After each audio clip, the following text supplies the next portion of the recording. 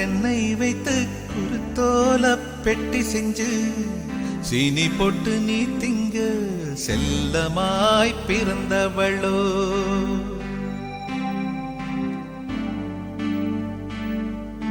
கொல்லையில தென்னை வைத்து குருத்தோல பெட்டி செஞ்சு சீனி போட்டு நீ திங்க செல்லமாய் பிறந்தவளோ.